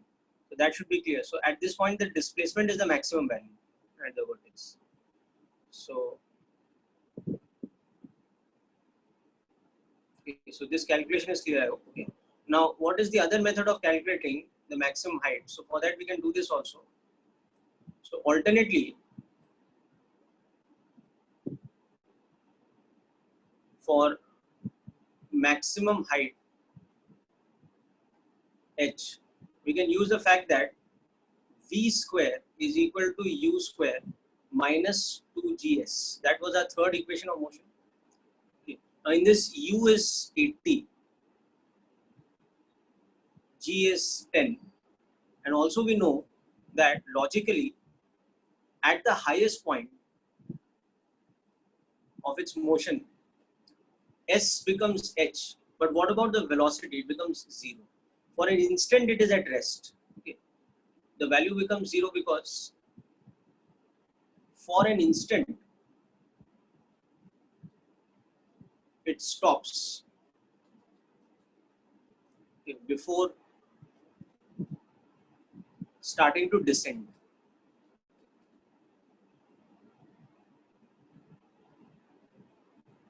Okay.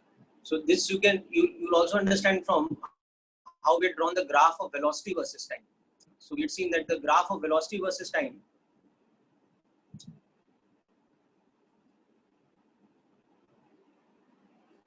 was like this. The velocity started with plus 80 but for a moment it became 0 at a particular time. And that time was in fact 8 seconds. And after that it started descending. And finally it came to a final velocity of minus 80 by the time it came to the 16th second of its motion. And that time the net area became 0, because these two triangles are congruent. So the displacement becomes 0. So velocity time graph is also hinting the same thing. But now we can use this fact in this equation, in the third equation of motion, that at the moment when S should be maximum, what should be the value of V? It should be 0. So make use of that and see what you're getting as the answer for your maximum height. And it should come out to be 320 again.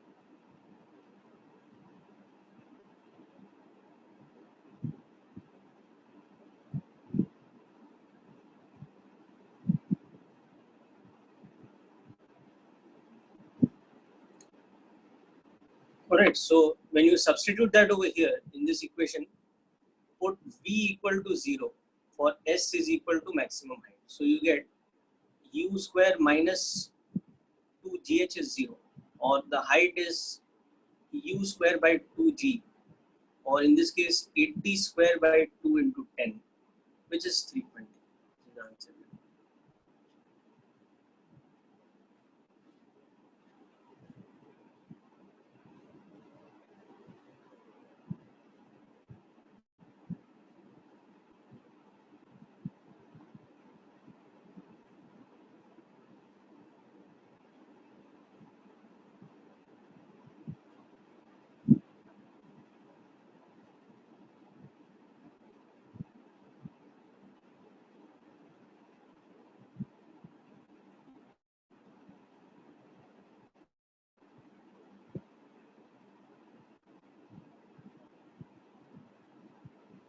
Okay, so that is the complete working of this question.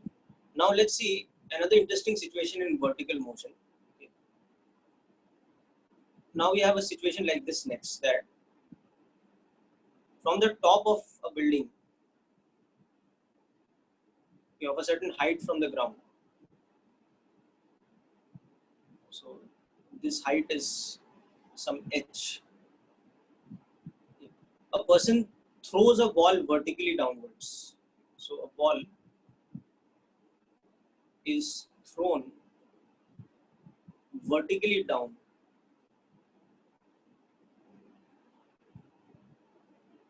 at an initial speed of, let us say, 40 meters per second at time t equal to 0 from the top of a tower of height 100 meters, let's say, and we have to take g as 10 meters per second square. So we have to find now the time taken to hit the ground. Okay. The velocity at impact with the ground, and we want to also plot the graph of displacement versus time. These three things we want.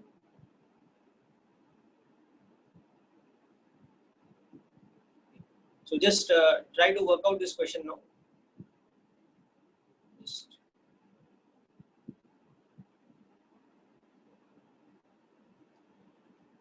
Work out the first two parts, and then the third part is displacement versus time graph.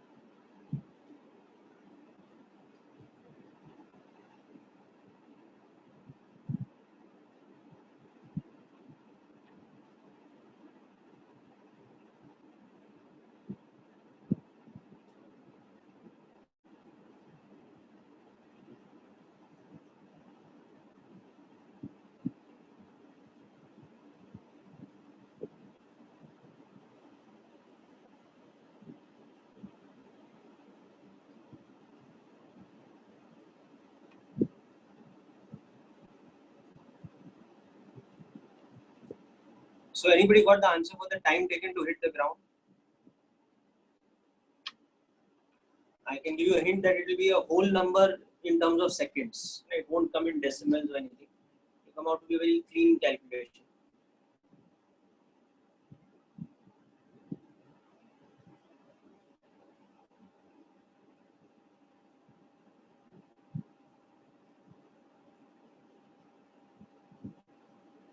Yes, Adinath, very good. That's correct. Your answer is correct for time taken.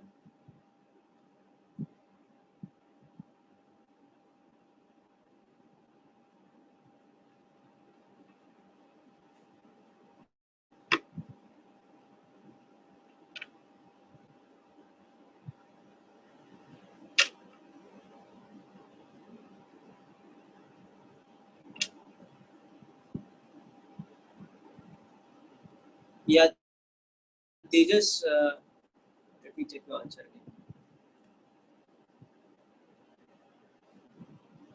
No, Tejas, your answer unfortunately is not correct. Something wrong with your calculation.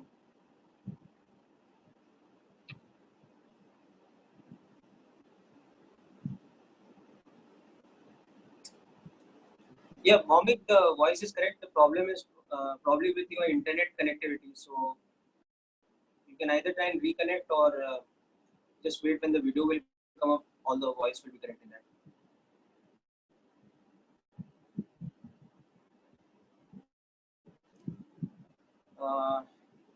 Yuvraj, unfortunately, you have to check your calculation. Your answer is not correct.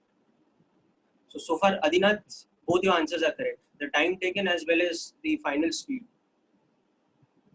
तेजस तेरा कुछ decimal में problem आ रहा है. You are probably missing out some cancellation or something in your. Okay? So anyway, let me just take you through the method. Then you can finish the calculation yourself. Okay? So here, what is happening is that when you are projecting the ball downwards initially, this is 40 meters per second. Okay? And the acceleration of the ball is also downwards only. No? The acceleration is equal to g, equal to 10 meters per second square. And the direction in which the ball displaces, that's also downwards. So everything is downwards. You know, the initial displacement of the ball also. For example, 1 second later, the ball will be somewhere here, and its velocity would have increased to 50 meters per second. You can see, because in 1 second it will be like this. So you can see. So the sign convention we should take here, the convenient sign convention for us, is that we should take downward direction as negative, as positive, because the motion is only happening straight away in the downward direction. So taking the downward direction as positive. So if we take that as our sign convention, we should write u with sign as plus 40, and we should write e with sign also as plus 10 meters per second square. Okay. Then the downward displacement is also positive quantity. So we'll get v is equal to 40 plus 10t as our first equation. We get s is equal to 40t plus 5t square as our second equation of motion, and we will get v square is equal to u square, so that is 40 square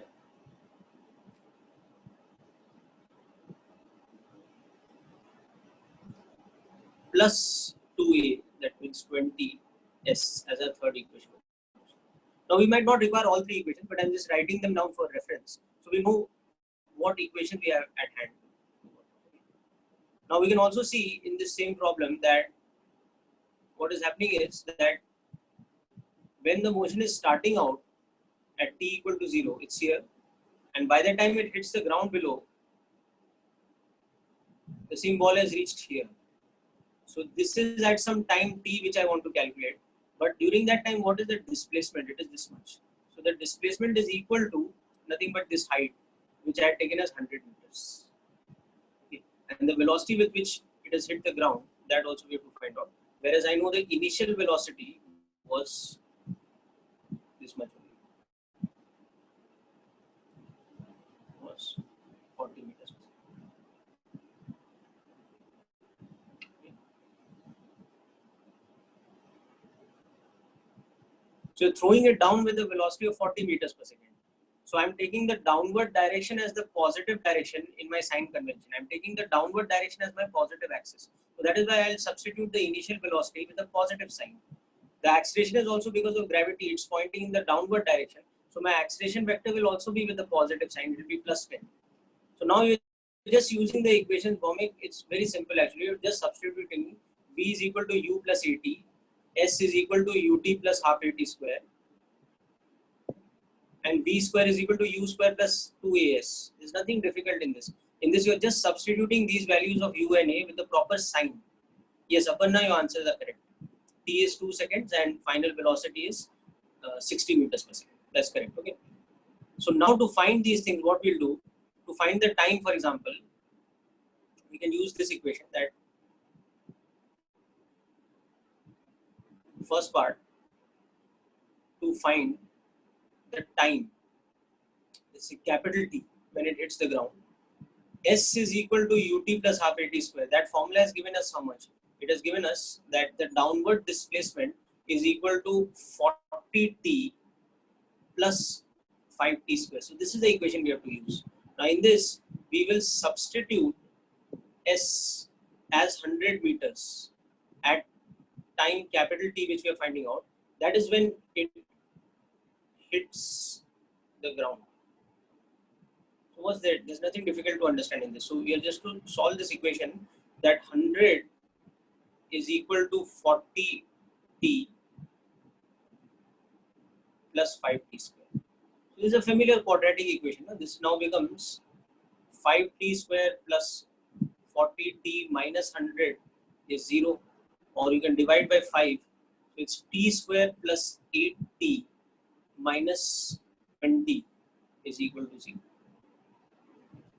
So you can see that the roots are how much?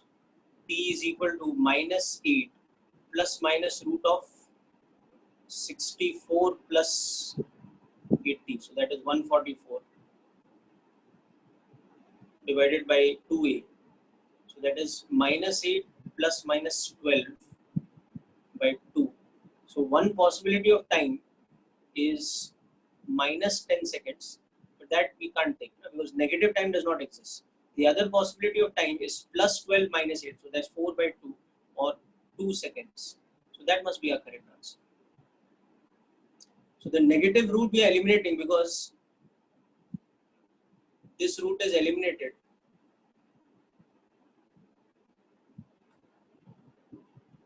Because time cannot be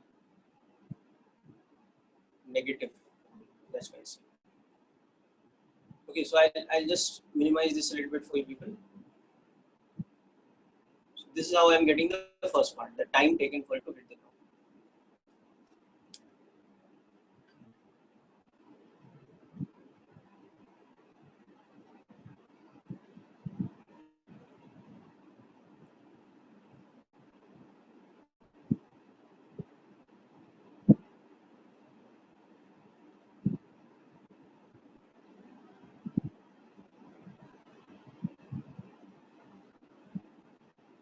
Yes, so Yuvraj, what is happening is that when it is hitting the ground, the displacement's magnitude is 100 meters only, because the ground is 100 meters below.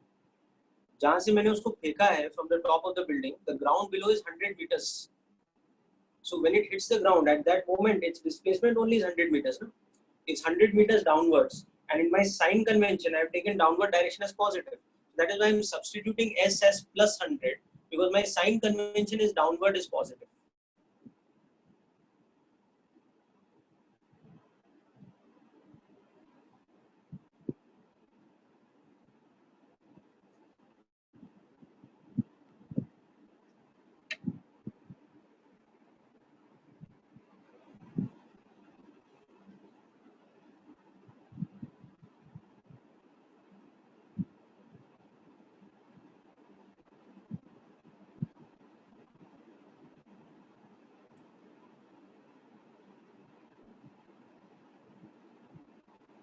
All right. Now the next thing we have to do is we have to find out the velocity when it hits the ground. So that was our second part of the question. If we wanted to find out, so time when it hit the ground, 2 seconds we found out. Next thing is we want to find out velocity when it hits the ground. So for that we have which equation? We have the second equation. Sorry, the first equation. V is equal to U plus AT. We've just found out the time. We know it is 2 seconds. So we'll substitute that there. So the next thing is to find the velocity with which it impacts the ground.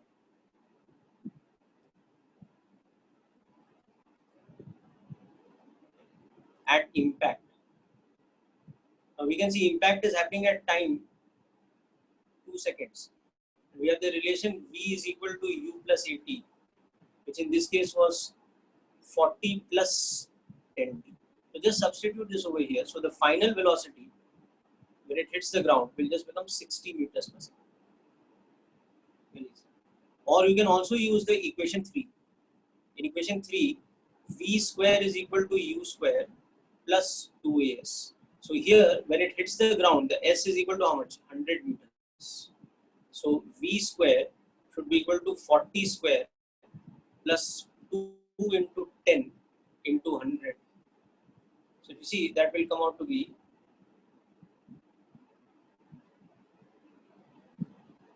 1600 plus 2000. So V square is 3600. Now here negative root doesn't make sense, so we'll just take the magnitude. So that is 60 meters per second. So that's another way of calculating the same thing. Same thing.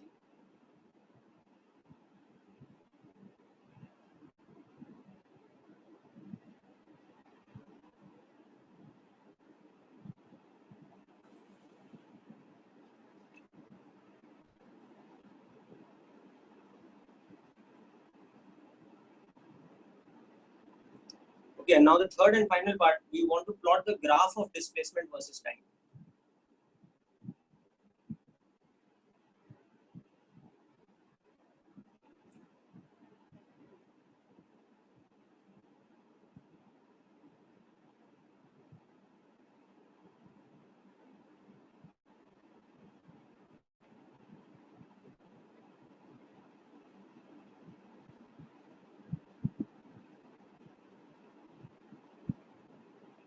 Okay, so this was our equation 1.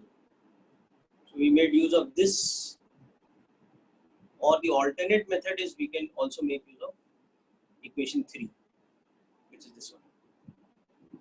So you can make use of either equation 1 and substitute the time, or you can make use of equation 3 and substitute the displacement in that as 100 meters.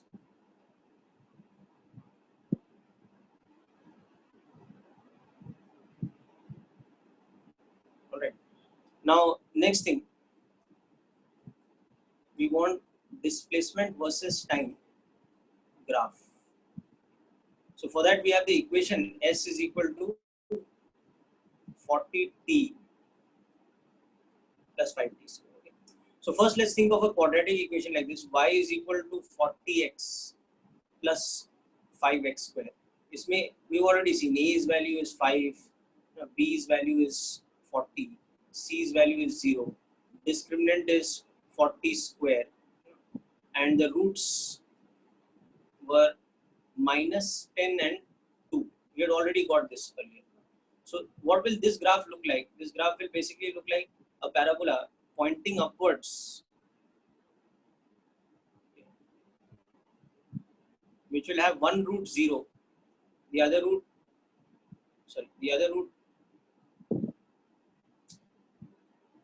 my mistake.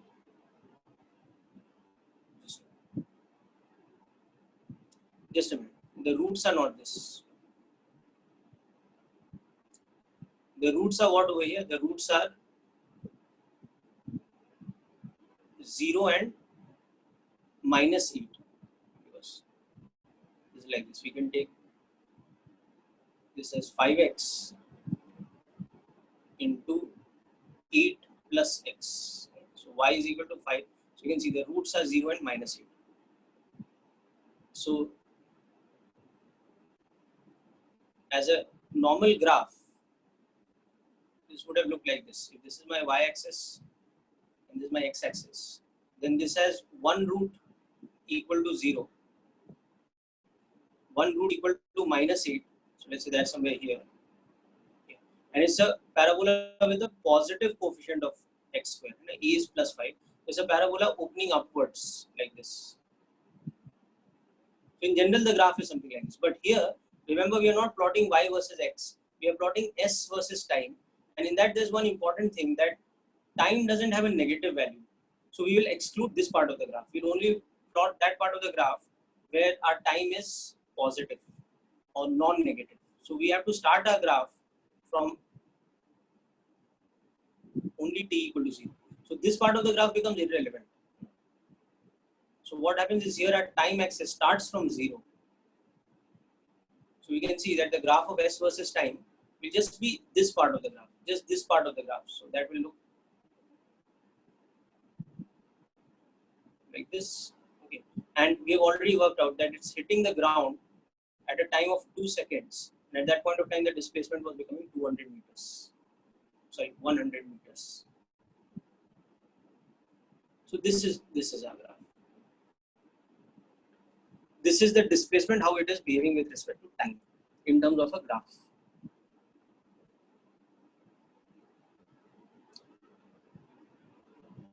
However, in plotting this graph, we have made use of all of our knowledge of quadratic graphs that we have just developed a little while back.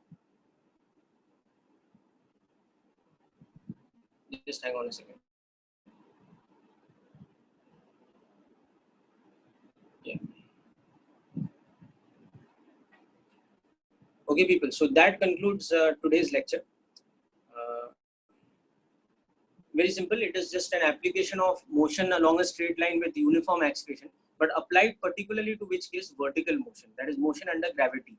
So we've seen two situations in that. The first was the problem where we projected a body vertically upwards from the ground, and we taken the value as 80 meters per second, but in general anything. So we see that it ascends and then descends. So the graph of displacement versus time reflects that for some time the displacement is increasing, then again it starts decreasing. Whereas the second type of vertical motion due to gravity we saw just now is that we are not throwing something up from the ground, rather from a certain height, we are actually throwing something directly down towards the ground. So in that case, what is happening from the beginning point only, it's having a downward motion. It's never going up and then coming down. All right, people. So yeah, Mohammed, just to answer your question, you are already on mute, so don't keep asking me to mute you at the end. That's it for today's lecture, people, and I will send you the recording and the